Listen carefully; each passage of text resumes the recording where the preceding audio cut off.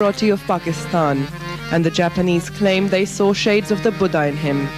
To millions of fans across the world, Ustad Nusrat Fateh Ali Khan was the king of qawwals. Although Nusrat's international career was launched in 1985, his association with the art of qawwali singing is nearly 600 years old.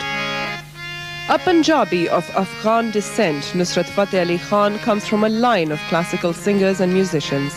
He was born in Pakistan's industrial town of Faisalabad in 1948 and was trained in qawwali by his father, Ustad Fateh Ali Khan. Despite the family's musical heritage, Nusrat's father had hoped his son would break with tradition and adopt a profession like medicine or engineering. But the force of custom proved too strong for Nusrat to resist, and soon after his father's death in 1964, he took up singing full-time.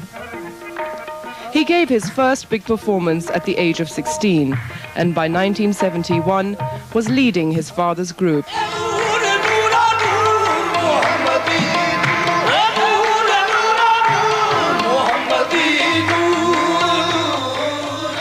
It took Nusrat Fateh Ali Khan little time to establish his credentials as a qawwali singer of the highest caliber. He quickly gained acclaim among Pakistan's older generations, but remained relatively unknown to younger audiences, who preferred the more romantic moods of film songs and pop bands.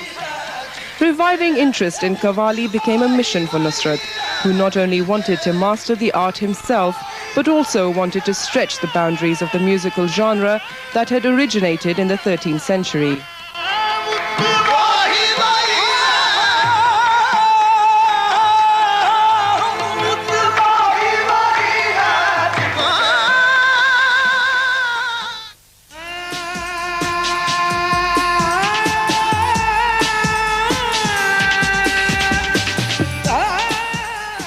Nusrat began touring Europe in the early 1980s. In 1985, he was invited to perform at a WOMAD festival in Gloucester. WOMAD, the World of Art, Music and Dance, is a subsidiary of Peter Gabriel's Real World record label. It stages music festivals featuring international artists annually. Nusrat's performance that year caught Gabriel's imagination, and he decided to use him in his 1988 soundtrack for The Last Temptation of Christ, a Martin Scorsese film. 2 years later, his most famous song, Mast Mast, was released, cementing his reputation as a versatile and highly talented singer. It was also the beginning of a totally new chapter in Nusrat's musical style, a move celebrated by millions, old and young alike.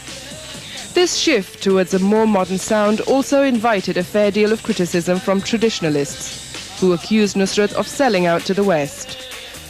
The noises of dissent made by such critics were, however, soon drowned out by widespread applause for Nusrat's work, which had brought qawwali back into fashion. Khan's hypnotic voice was now being heard on a panoramic scale, in Hollywood films and across European clubs. By the time Nusrat died, his repertoire included over 100 hours of music. But the ultimate test of his talent lies not in the vast numbers of recordings he made in his lifetime, but the enormous crowds he drew wherever he performed, whether it was London or Lahore, New York or New Delhi.